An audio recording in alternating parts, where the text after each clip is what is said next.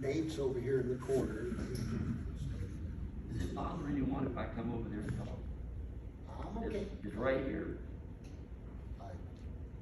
Come on up here. Okay, because I can't read my notes.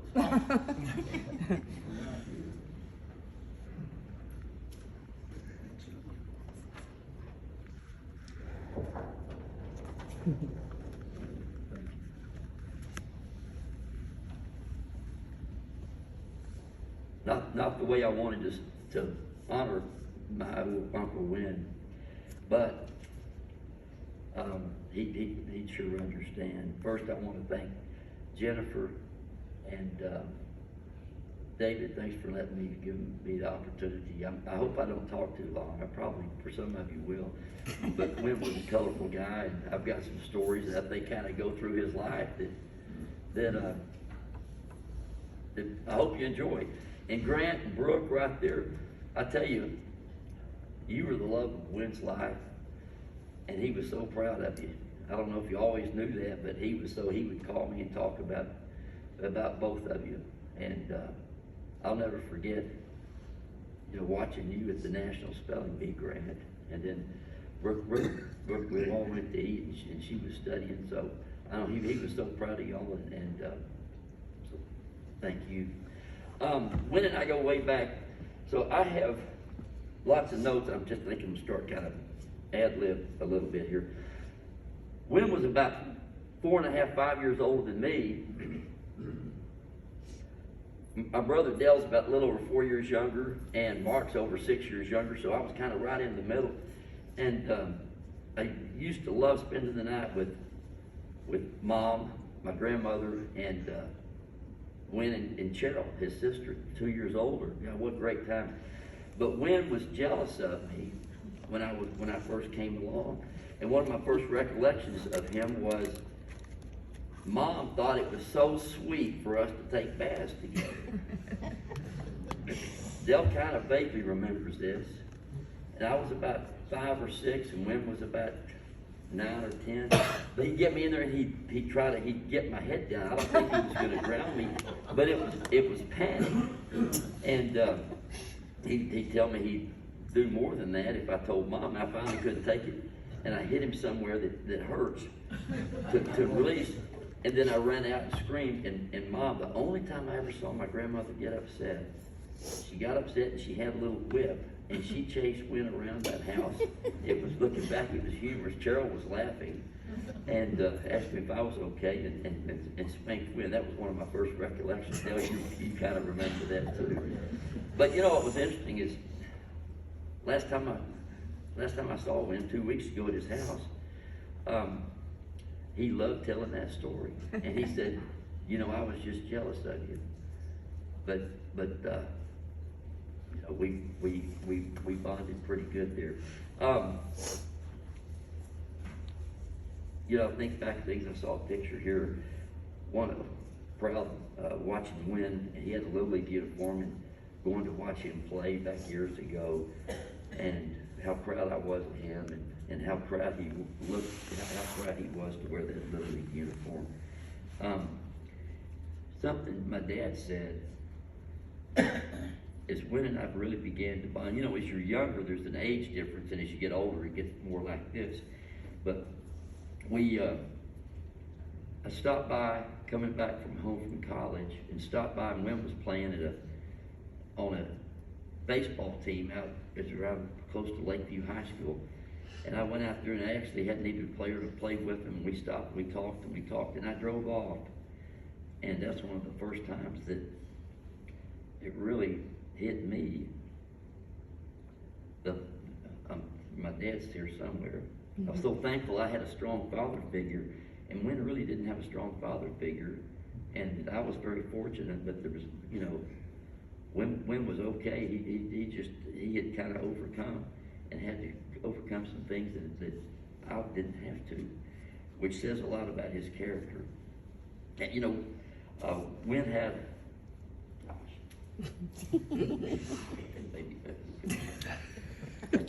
Who made the yellow selection perfect for Wynn? Because he was a bright guy. Okay.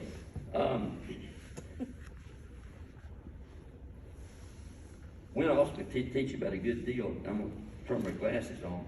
Speaking of good deals, these are on Walgreens. Buy one, get one free right here at any Walgreens in San Angelo. Found them last night, and they're really good. But Wynn could always find a deal, and I said, you know what, only fitting, I'm gonna need something like this so I can see. Wynn had an outstanding talent for sales. He could sell about anything. Telling stories, had great math skills. Wynn was really good with math. He could do math in his head, and he kind of taught me how to do that too, which I'm thankful for. I never did figure out, and he'd add something up, and if it wasn't at the end, he'd say, it's just $1.3380, and I never did figure out what $1.3380 was. Back in about, Wynn moved to Big Spring in the mid-70s. My dad got him a job at Merchants, and then that progressed on and into the oil field because he met a lot of my dad's friends, a lot of my mother's friends, a lot of my friends, and kind of worked his way into the oil industry. But great times we had. Wynn used to come over and eat with us. My mother was one of those, you sit down and you have a formal yet loose meal, and Wynn would come over and eat with us, and then Wynn and I'd go play pool, do all kinds of things. But it really, I think, helped him gain confidence in social settings, which helped him as he became a professional in his job. Now I'll tell a couple of stories. We had a church basketball team back in Big Spring, and we didn't have enough. If everybody was there, we had 8 guys, but there were many. We had to combine with the church on the north side of Big Spring, a black church, and I had a couple of friends there, and they happened to be good players. So we combined our teams so we'd always have enough. But, and there were times, this was really neat. I don't know if y'all remember this. My dad, me, Dale, Mark, Wynn, and then and 2 or 3 others. And there was one time we only had 5 of us. The 5 Posses, it was really neat that we played. Mark and Dale were back from college, and we played. We didn't lose a game for 4 years. But Wynn, you guys that knew him, he had a strong upper body. Wasn't the most agile guy with his feet. Now he could dance, but as far as the agility of playing basketball, not the best. So we'd have 5 guys, and we'd say, Wynn, you can't foul out. Because if you foul out, we're going to have to play 4 on 5. And he never really understood the concept that if 5 fouls, you're disqualified. So, fortunately, the time we had to play with 4, we had a good enough lead we could hold on. My dad with the coach.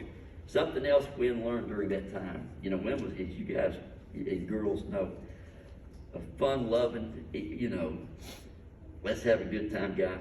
But when you played on our church basketball team, and Wynn Poss was the player and the coach, by golly, it was serious. And Mark and I talked about a little bit about that last night.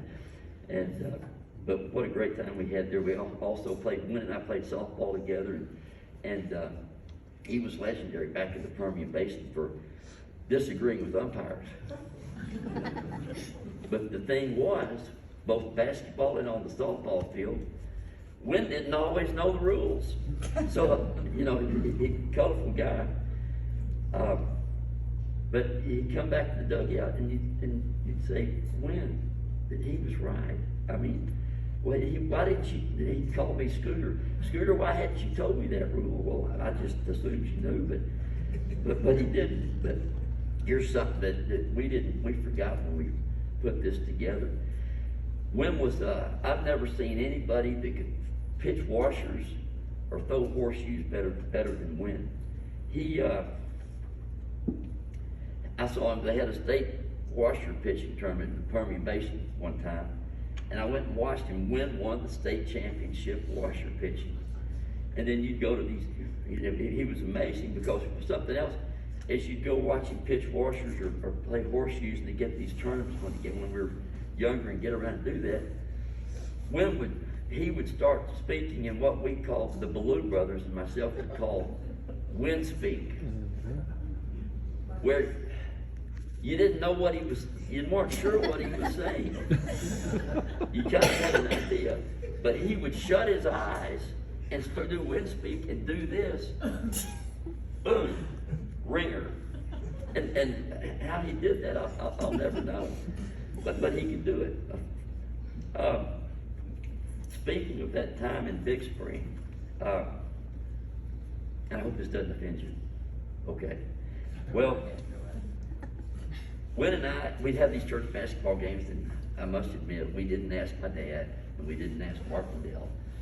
But Wynn and I would go to this place called the Greenhouse, and they had good food, cold beer, and a nice pool table. And so, I was in counseling for a marriage. I was not married yet. It was, the two of us would go and we talk to the preacher like you do before you get married. And my future wife said, I've got a problem with it. After those church basketball games, Nathan goes with his uncle, and they won't invite me to the Greenhouse. Well, the preacher was on that basketball team too, and he said, well, he doesn't invite me either, and I think he needs to invite both of us. So I told Wynn, here's what we have to do. And he said, a preacher's going to go to the Greenhouse with us. I said, yeah, Wynn, Victor's from southern Louisiana, and that's just kind of the way they roll, And he said, cool. So we went. He thought, man, that preacher's pretty, it is pretty cool, and he was. So I get married 1 month, and about, I don't know, a month or two later, I can't remember the exact time, Wynn comes to me where I was working and said, hey, can you take he and his girlfriend and go meet Victor? Come with us. I said, yeah, sure. Didn't know what, and we went in and I told him about my counseling, and the guy, Pastor Sedger, said, well, what you need, Wynn? And he said, well, we'd like to get married. He said, well, I'd like to have counseling. I'd like to have some counseling. And Wynn said, oh, well, let's do it right now. And he said, when do you want to get married, Wynn? Tomorrow. So I left, they counseled, and Wynn asked me the next morning, could I get him a photographer? And I've got a really good photographer. And so after it was over with, he came to me and said, all I have is a motorcycle. He had this nice motorcycle, but you can't go on a honeymoon on a motorcycle. I guess you could. But I had a Thunderbird, and he wanted it, so we traded my Thunderbird for 4 days so he could take the motorcycle. I could take the motorcycle. Gosh, I was glad Dell remembers that. It was a huge motorcycle we had. Just like Wynn, sometimes it was larger than life. But he took off. That's just kind of Wynn had the spur of the moment type of guy. Dell came back from college one time, and I know you guys that knew Wynn, he could be as funny as, he could be a stand-up comedian when he was rolling. And Dell had fallen and cracked his larynx and couldn't talk. And couldn't talk very well, and it hurt to talk. And Wynn and I picked him up at the airport over in Midland. We're driving back to Big Spring, and Wynn was just on one of these classic rolls with Dell. You remember that, Dell? Oh yeah. And Dell had to take it, and Dell was hurt. He was hurting so much because he was laughing and his larynx was hurting, and Wynn kept going. And that was one of those, I think he was speaking Wynn speak part of that time too. I was hurt and couldn't respond. Yeah, And he which, just went for it. which really, the fact you couldn't respond, that was kind of funny too. Anyway,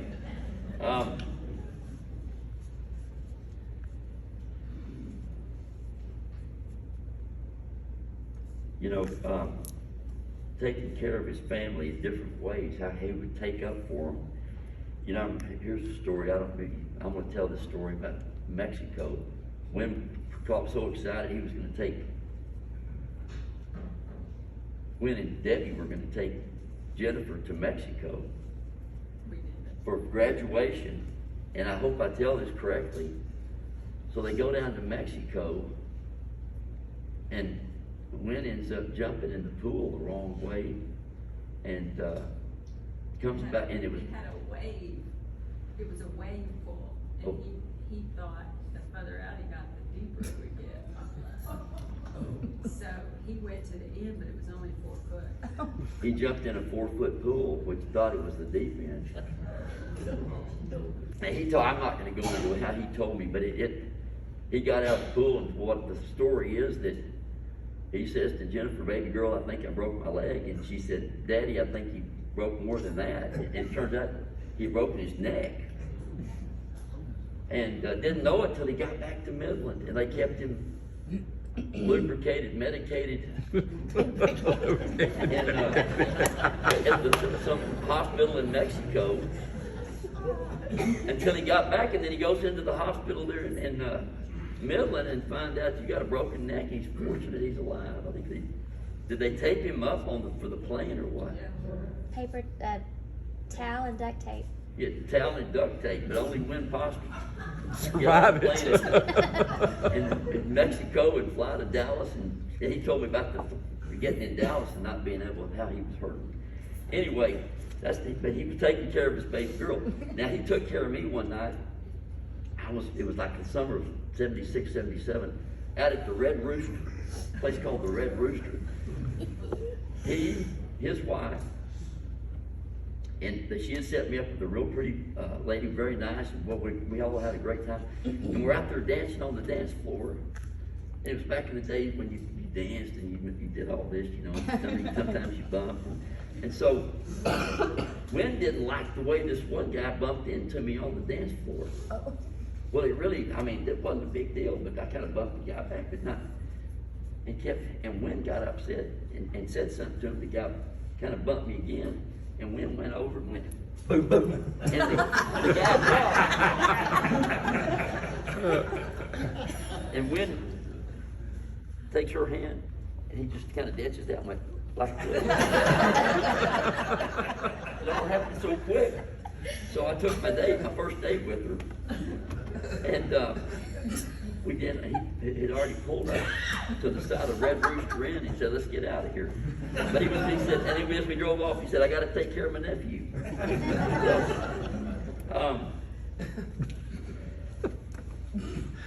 So he take care of his family lots of different ways. Tell the Jerry Curry story. Well, no, I'm not gonna. There's some stories I'm sorry.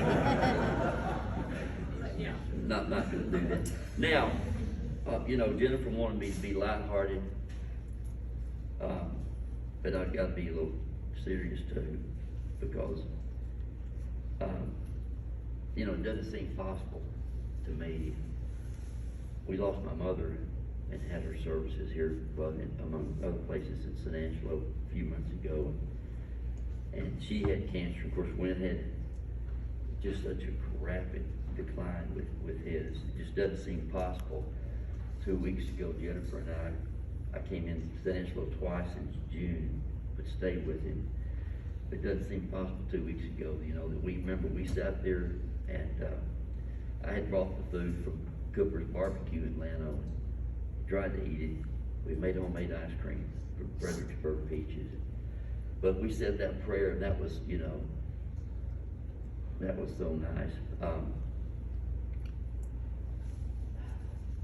And then as I was driving back to El Paso, then later that night he called me like he used. When I'd go see him, he'd always call me on the way back somewhere, and we talked.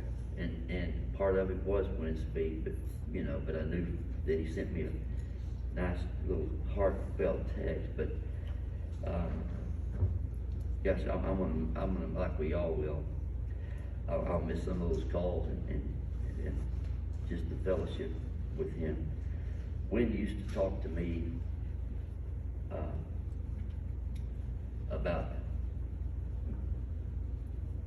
Wynn was a Christian man, and the stories I don't mean he enjoyed life, but we used to talk. I kind of go as I travel around the state, around the country. I don't know, maybe it's strange. I like to go to all kinds of different churches. I'll go to some little church with 15 people, and I don't really care for the big mega churches as much. But I enjoy all kinds of churches, different denominations. And Wynn would always want to talk to me about what church, tell me about some churches you've been to lately. And I'd tell him, and as Wynn would always say, man, that's cool. We talked about the Lord in many different ways. We all worship differently. But I'm going to miss those conversations too with Wynn. Before I, any furthermore, I think, Philip, Kathy Ballard, thanks so much for taking Wynn in. You know, I came through town in January and he was out of that courtyard because he sold his house in San Angelo and his house wasn't ready. And thank y'all for helping him come in and giving him a home as he waited. Because he really loved that. I know we were also appreciative of that. And Jeff Walter, thanks for driving around with him and just being his friend. I know Wynn would call me and he'd be always excited if he got to drive around with Jeff. So thank you for that.